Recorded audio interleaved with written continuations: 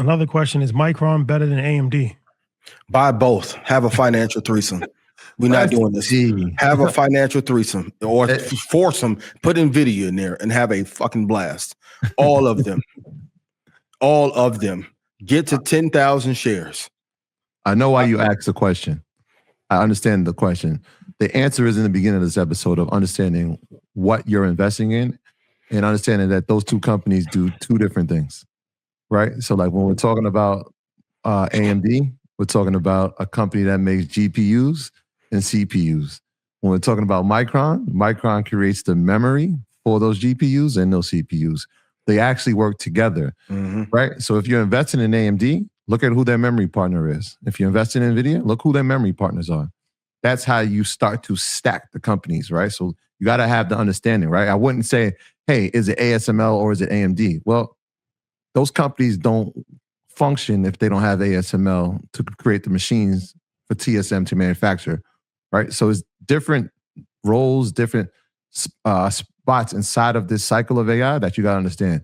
I'm doing both. Of course, I'm doing both. We've talked about AMD throughout the year. Micron obviously is hit its all-time high again today. So yeah, man, go both. Watch every episode we've answered, and not to that person who asked the question because you solid.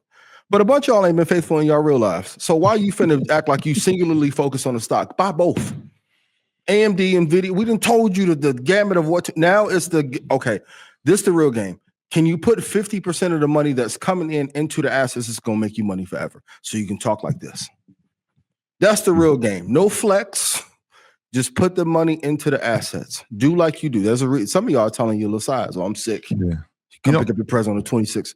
AMD, NVIDIA, Micro, buy everything because they're buying up everything. That's and you know what? This is like part of the those learning lessons that you get inside of your profession. Like, so when I was teaching, patience was one of those things that I had to have with students. Yeah. And so a lot of times I'll get a text like, yo, Troy, what's the next one? And I'm like, yo, we told you, like on Market Mondays, Micron for 2 years, it was $82. It was $79 at its low. It's at $276. AMD, when it was crashing, I'm like, yo, no, just stay there. Don't worry about number two could be a winner. Number two could be a winner. And that was at $80.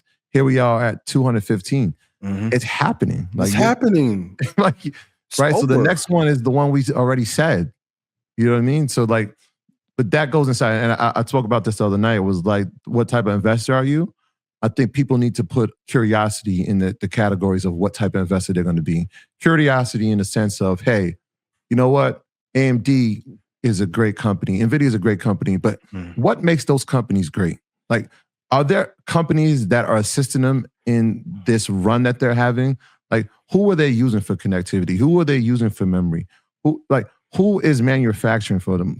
That type of curiosity will lead you to companies, right, that can also scale with them, right? Because if AMD is going to have blowout numbers, which I think they will next year, and NVIDIA is going to continue to have blowout numbers, which I think they will next year. The China sales are about to go online in February.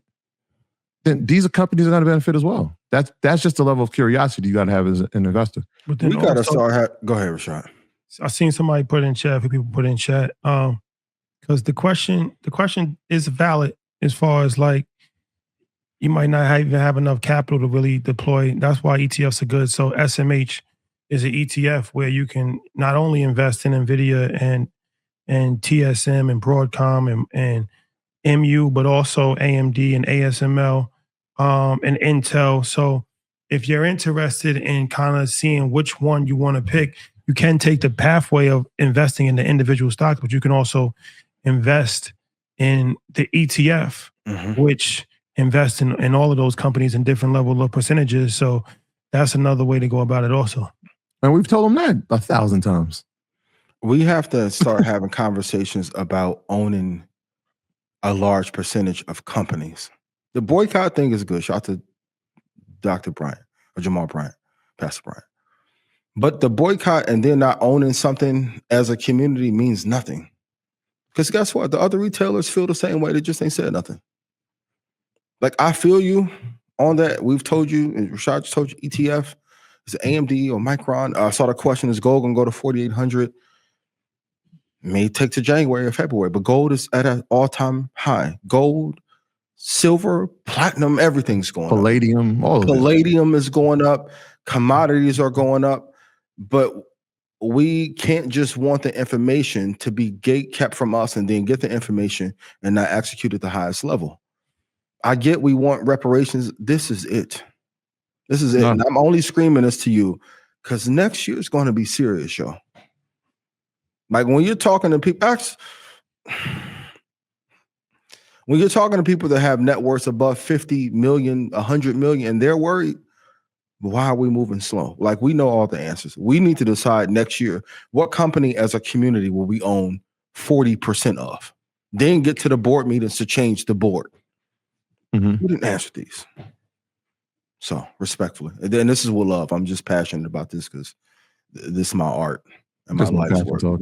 That's my passion talking. Well, gold definitely had a blowout year. Speaking of gold, and it did hit another high, and it's been going up all year. It's kind of not really fell. It's been like on an upward trajectory, and gold is an asset that obviously benefits from times when people are losing confidence in the dollar worldwide, and inflation is still high, and national debt is all-time high, and all these different things that, we talked about that before the Mike Novogratz conversation that we had earlier, when they were still running for president, and it was either between Trump or Harris.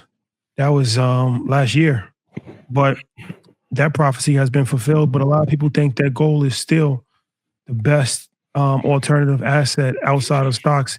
Even some people prefer it more than Bitcoin because of the historical track record that it's had as far as gold has been around for 6,000 years and traded as currency and hasn't, went off the face of the earth yet. And it's still, to this day, it's still, valued all over the world. No matter where you go in the world, you can pull out some gold and they're going to take it. So what's the outlook for gold?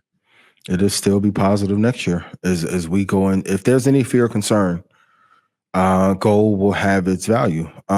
This year, I think gold is up 49%, silver 84%, platinum up 68%. The S&P is roughly around 17. That in turn tells you. So also, the 1-year bond down 13%, 2-year bond down 16%, 5-year bond down 15%, 10-year down 10%, and Japanese bond market, that carry trade is over with. There's a lot of international concern. So gold should probably have a better year. It is a hedge. One of the things in Dalio's prophecy about the umbrella all-weather strategy that he did get right and nail on the head is the investment into gold. Some exposure is good, whether it's through GOD or you trade the gold future or having physical gold, even though that carries some limitations into how much you can have. It is a great hedge into the market. And that way, if your tech portfolio is driving down, your gold or alternative currency portfolio should be going up. I'm with you. The game is simple. Just the execution is the hard part. Yeah, somebody just put something in the chat I thought was dope when I was talking about the curiosity. Somebody said, what about copper? Like, that's the type of thought process. Is like, okay, if we're talking about metals, that type of thinking is like, all right, that's somebody who's on his way, right? Because when you're thinking about copper, well, why would that be something that a commodity that I would look into? Well, if we're talking about infrastructure and we're talking about connectivity, what type of metal is going to be inside these data centers? What's helping with that connectivity? What has the thermal capacity to have that type of power run through it? See what I'm saying? So like, yeah, that would be something to look into as well, going into not just 26, but if these data centers are being built, not just here domestically, but internationally throughout the world, that's going to be something that's going to be needed. So make sure if you're not looking at copper, put it on your watch list. I'm only saying because I'm saying. Yeah, copper's currently at 540. Now the future for it is /HG on Thinkorswim. But it's also had a record year. It's had a record year. And that gives, so like when we see that, it makes sense. It's like, okay, we can understand why that would have a record year if we're talking about this revolution and we're talking about the expansion and the infrastructure of it, right? This is why a company like Oracle falls. It's like, yeah, If you build it, they'll come. But we got to build it. Yeah. And in order to build it, these are the pieces that are going to help build it.